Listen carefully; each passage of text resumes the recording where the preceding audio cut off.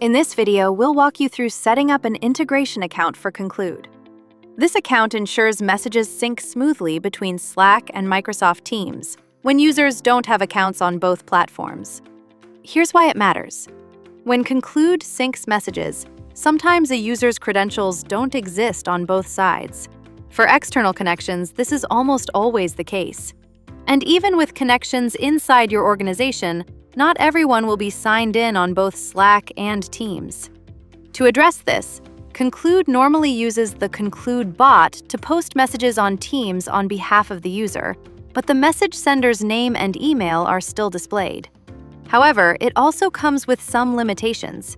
Attachments cannot be posted by bots in Microsoft Teams. Some messages may appear under a random Teams account, and mentions from Slack to Teams may not always work as expected. Setting up an integration account on Microsoft Teams solves these issues. Instead of relying on the Conclude bot or other accounts, fallback messages are posted under one user identity. That means messages always appear with a consistent name. Attachments sync without problem, and mentions across Slack and Teams are more reliable.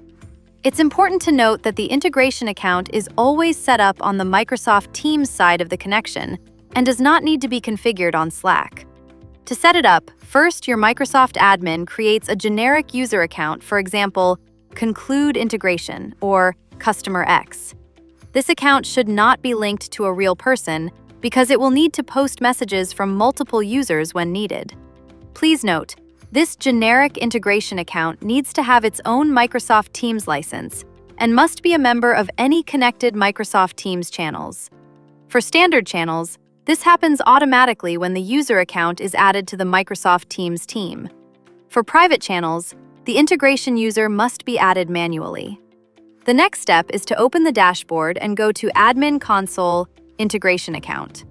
Next, select the pre-created account from the drop-down menu and click Save. You can also run diagnostics to check that the account is active.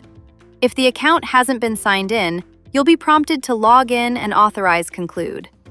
Once configured, Conclude will always use this account as a fallback for posting messages. This way, your messages stay consistent, attachments sync seamlessly, and mentions work better across Slack and Teams. And that's it. Keep your conversations connected using Conclude for Slack and Microsoft Teams. Thanks for watching.